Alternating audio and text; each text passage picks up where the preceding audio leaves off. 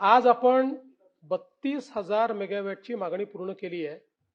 पण ज्या पद्धतीनं आपलं हे सगळं डिमांड वाढते आहे, आपण फोरकास्ट करून आता व्यवस्था अशी केली आहे की 2031-32 पर्यंत आपल्याकडे 78,000 मेगावॅट क्षमता उपलब्ध असेल.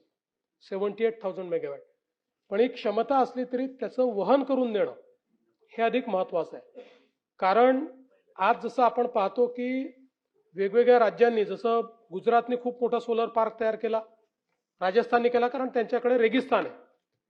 पण ते सोलर पार्क तयार झाले तरी त्याचं ट्रान्समिशनची व्यवस्था अजून झालेली नाही.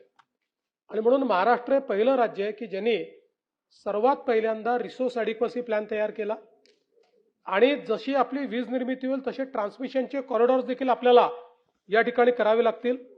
आणि म्हणून आपण TBCBच्या माध्यमातून या ठिकाणी ट्रान्समिशन कॉरिडॉर्सचं काम सुरू केलं. जवळपास 16,000 कोटी रुपयाचे TBCBचे टेंडर्स आपले निश्चित होऊन त्या ठिकाणी TBCBची पद्धत म्हणजे या ठिकाणी प्रायव्हेट गुंतवणूक येते आणि त्यांना काही पैसे आपण देतो आणि त्यात ते ट्रान्समिशन तयार करतात. त्यामुळे आपल्यावर लोड येत नाही आणि आपल्याकरता ट्रान्समिशनच्या लाईन्स उभ्या होतात. आता ही जी पद्धत आहे ही संपूर्ण देशामध्ये सगळ्या राज्यांनी ती पद्धत स्वीकारलेली आहे.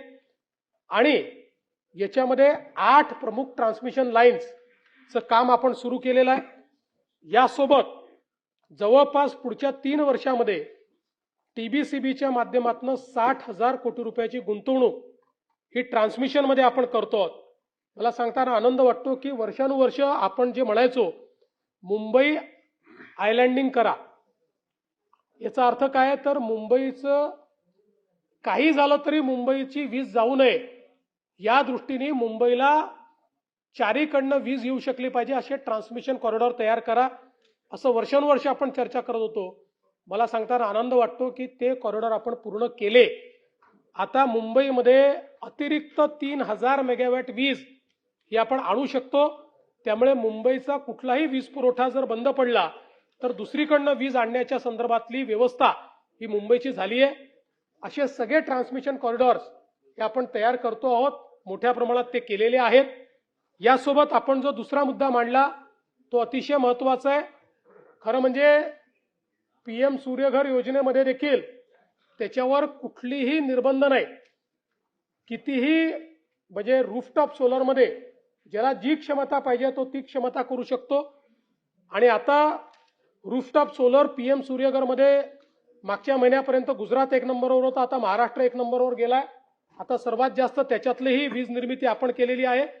आणि आपण जे सुचवलंय, मी तर असं म्हणेन की मुंबईमध्ये सगळ्या सोसायट्यांनी हा जर विचार केला तर त्यांचे ॲटलिस्ट ज्या कॉमन बिल असतात, म्हणजे लिफ्टचं बिल असेल, लॉबीचं बिल असेल, बाकी हे सगळं त्यांचं 0 होऊ शकतं आणि त्यांना मोठा त्या प्रमाणात त्यांना फायदा होऊ शकतो.